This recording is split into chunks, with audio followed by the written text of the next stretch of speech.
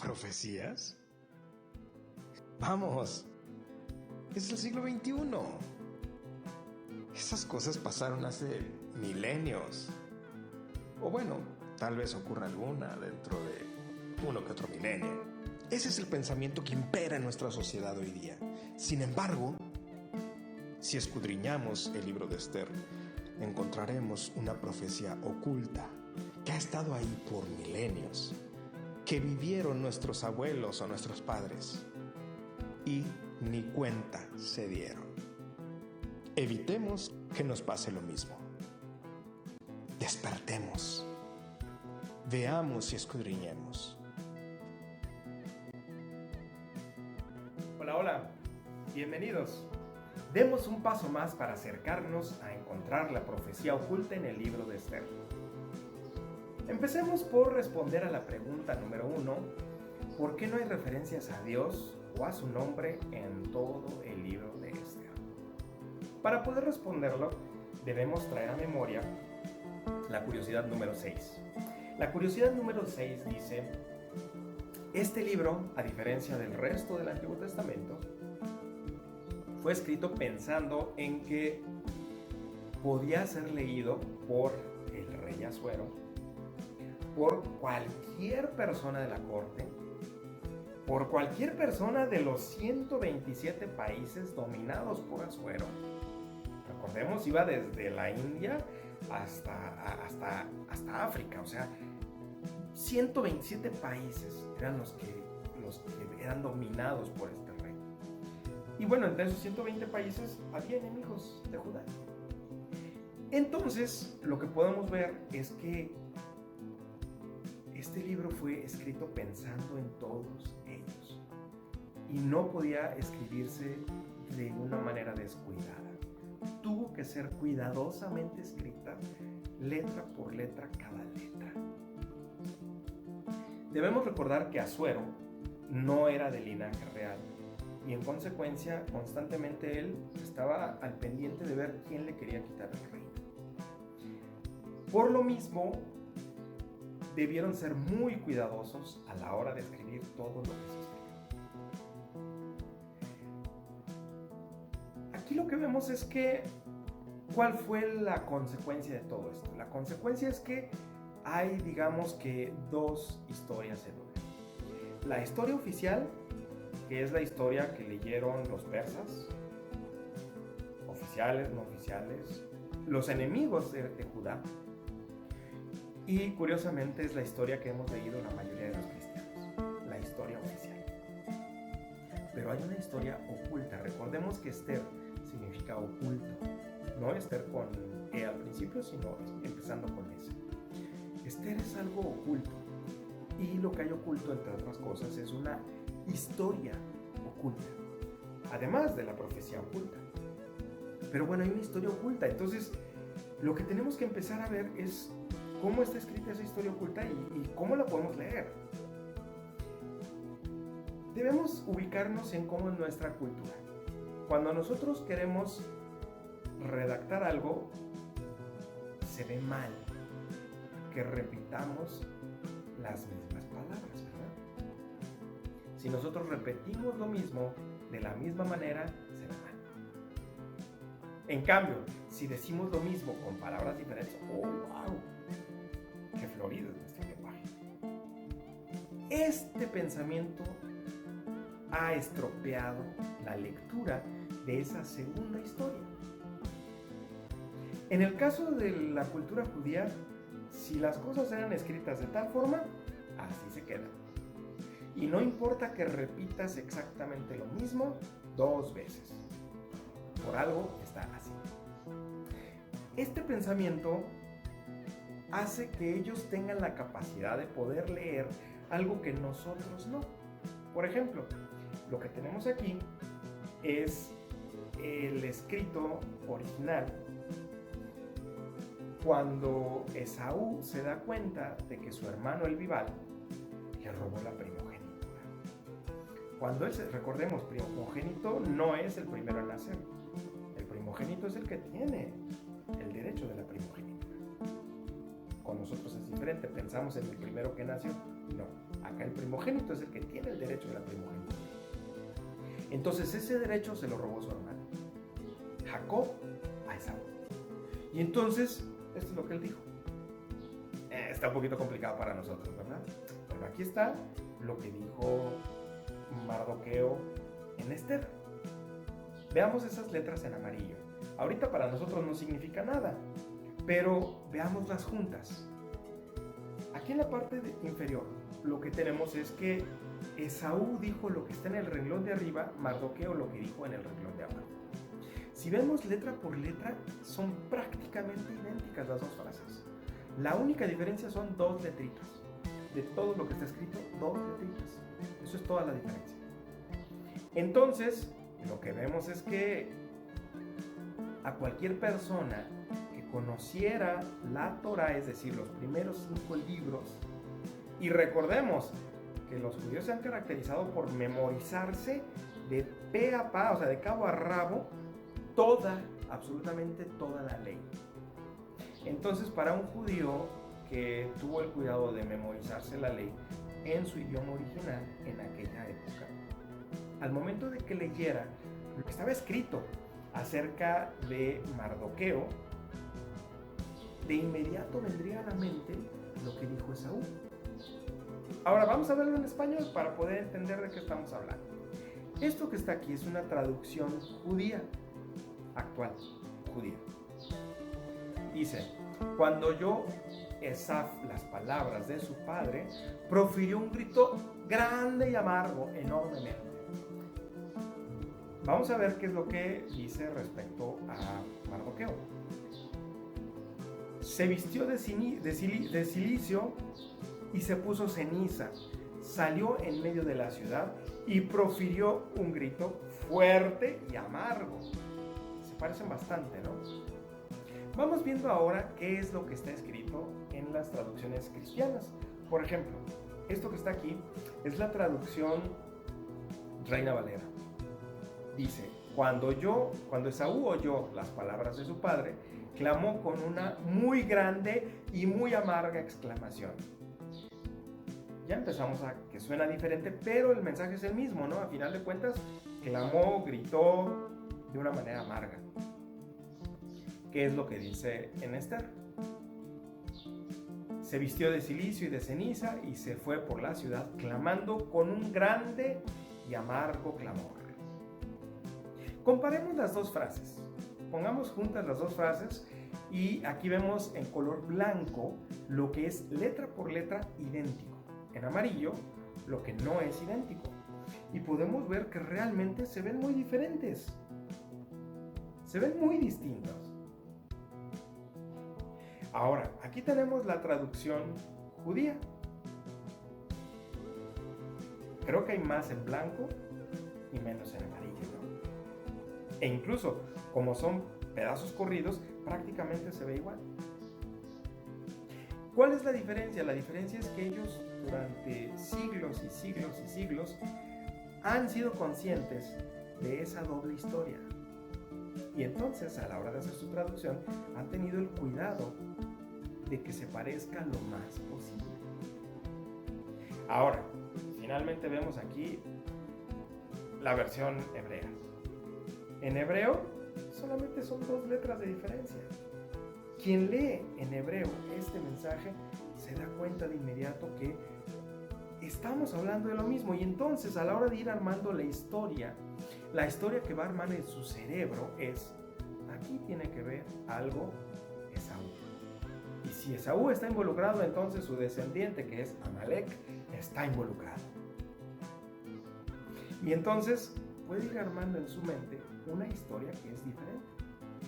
Otro ejemplo: cuando sucede la fiesta en donde quiere el rey exponer la belleza de su esposa, de la reina, de Basti, ahí se hace una descripción de cómo era el lugar. Y se habla de que había telas de colores verde y de color azul y bla, bla, bla. Esa decoración es prácticamente idéntica a la descripción que se hace del templo. Y entonces se puede empezar a ver cómo existía una relación entre el palacio y el templo. Incluso, por ejemplo, dice la reina que no podía entrar al patio interior donde se encontraba el rey, el patio interior del rey. Si nosotros usamos nuestra memoria, recordemos que el rey de reyes y señor de señores tenía un lugar interior a donde solamente aquellos que eran llamados para estar ahí podían estar ahí, y de lo contrario morían. El lugar del que estamos hablando es el lugar santísimo. Si nosotros empezamos a considerar que lo que está escrito ahí son frases como esta que tenemos aquí, que es prácticamente letra por letra, la frase exacta que fue escrita en el Pentateuco y traída al libro de Esther. Si nosotros hacemos esa consideración, entonces podremos empezar a armar una historia diferente, una historia distinta de lo que fue escrito allá, aquí. Entonces, tenemos nuestra consideración de la doble historia. Ahora, esta doble historia la vamos a poder analizar, para empezar, considerando que lo que está escrito en el Pentateuco fue reproducido en Esther letra por letra prácticamente. Ahora, desde el punto de vista entonces sociopolítico, ya tenemos un porqué. Se debió ser muy cuidadosos a la hora de escribirlo, y un porqué el rey Ahasverosh parece ser el personaje principal, porque la historia empieza hablando del rey, termina hablando del rey. La palabra rey es la que más se repite en todo el libro. Realmente esto nos hace pensar mucho al respecto. Y recordemos que como el rey constantemente estaba viendo quién le quería quitar el reino, debían cuidar mucho cómo escribirlo. Entonces, desde el punto de vista humano, ahí hay un porqué. Pero veamos un porqué desde el punto de vista de Dios, desde el punto de vista espiritual. ¿Qué fue lo que pasó? Veamos Éxodo 33:11. Éxodo 33:11 dice lo siguiente.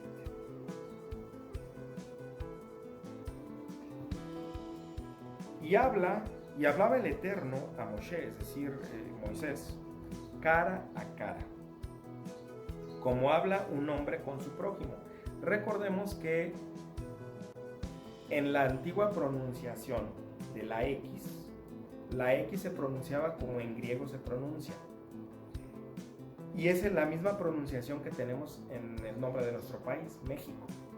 México se escribe con X, pero se pronuncia como lo que hoy día pronunciamos como J.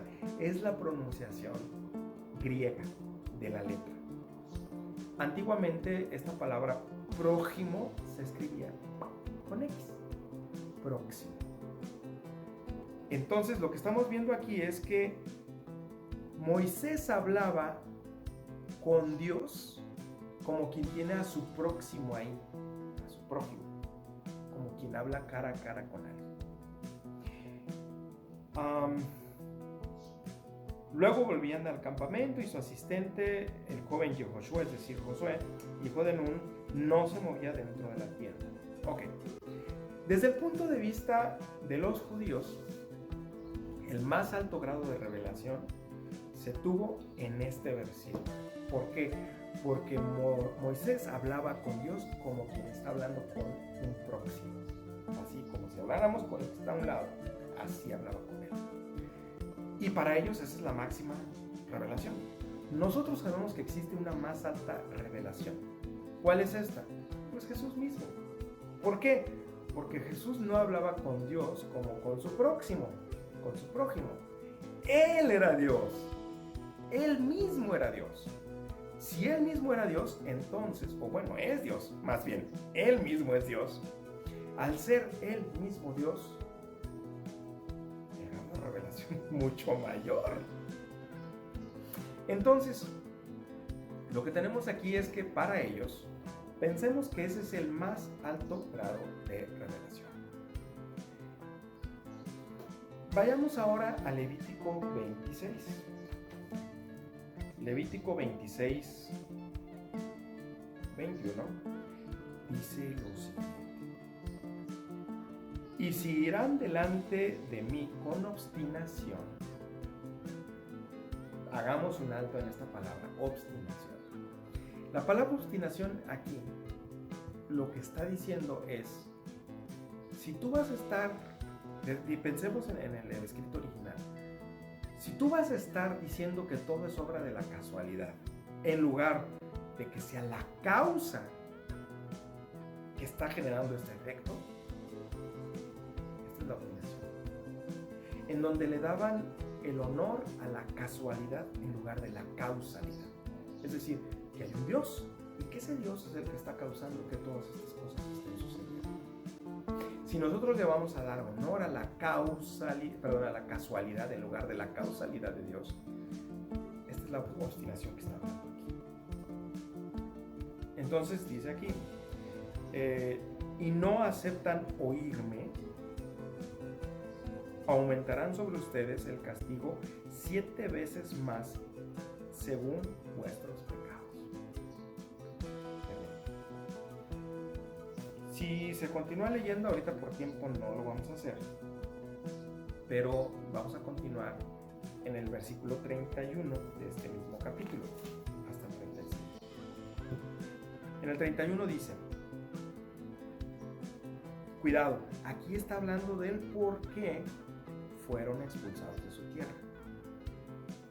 Fueron llevados cautivos, ¿no? Y fueron esparcidos por todo el imperio. ¿De quién? Los hizo cautivos. Y pondré a vuestras ciudades en ruinas, desolaré vuestro santuario, y no aceptaré vuestra ofrenda de aroma grato. Yo desolaré la tierra, y quedarán desolados sobre ella vuestros enemigos que habitan en ella. A ustedes dispersaré entre las naciones, y haré desenvainar detrás de ustedes la espada. Estará vuestra tierra desolada, y vuestras ciudades estarán en ruinas. Entonces compensará la tierra sus años sabáticos. Todos los días de la desolación, mientras que ustedes estén en la tierra de vuestros enemigos. Entonces reposará la tierra y compensará sus años sabáticos. Todos los días de la desolación reposará. Por lo que no hubiera reposado en vuestros años sabáticos, cuando habitaron sobre ella. A los que quedaren de ustedes, bueno, ya eso es otra historia. Lo que estamos viendo aquí es que Dios, dentro de toda la ley, les dio la orden de que dejaran descansar la tierra cada 7 años, un año de descanso. Y si se acumulaban 7 veces 7 años, además del año de descanso, un año de jubileo. Pero resulta que los seres humanos somos muy inteligentes y sabemos cómo darle vuelta a todas las cosas porque somos bien astutos. Por ejemplo, la astucia de que habló el Señor Jesús. El Señor Jesús habló de la astucia de, por ejemplo, fariseos, saduceos, en donde hablaban del Corbán y decían, y Jesús les dijo, ¿oíste que Dios dijo, honrarás a tu padre y a tu madre? Sin embargo, ustedes astutamente, estoy parafraseando, dicen, espérame, papá, mamá, esto es Corbán, o sea, es ofrenda para Dios, no te lo puedo dar. Y entonces invalidan lo que Dios dijo a través de algo que ustedes dan como ordenanza. Y entonces, en lugar de honrar a papá y a mamá, lo que están haciendo es tratar de brincarse la ley. Dios sabía que esta ley se la iban a brincar. Y que en lugar de dejar descansar la tierra, iban a hacer trucos. Por ejemplo, ¿qué tan complicado es? Por un año te vendo mi tierra, a ti que tú eres extranjero y que no cumples la ley, pero sabes que te voy a pagar renta por ella. Y además dentro de un año me la vas a volver a vender. Y entonces, no es mi tierra, es tierra de él. Si él la trabaja, es más, ¿sabes qué? Tú trabájala, nomás págame una parte a mí y haz lo que quieras con ella. había formas en las cuales ellos se brincaban la ley. Y en lugar de dejar descansar la tierra, no lo hicieron. Y resulta que pasaron tantos años, que dice aquí, ese tiempo de cada año sabático que se brincaron, fue el año sabático que ellos estuvieron allá, recluidos y dispersos. 70 años. La profecía fue 70 años. ¿Por qué? Porque en 70 años más bien, 70 años sabáticos, junto con los años de jubileo, no dejaron descansar la tierra. Entonces, por cada año sabático, cada año de jubileo que no dejaron descansar la tierra, un año que estuvieron inmersos en los ríos de la confusión en Babilonia. Entonces, aquí tuvieron un primer problema. Pero vamos viendo un segundo problema que fue más grave durante esos 70 años e incluso después.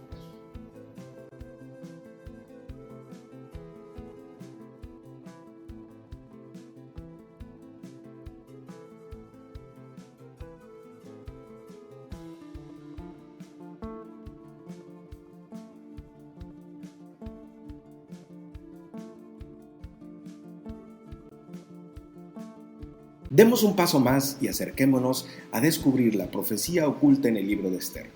En la descripción de este video encontrará la liga al siguiente video de la serie. Bendiciones.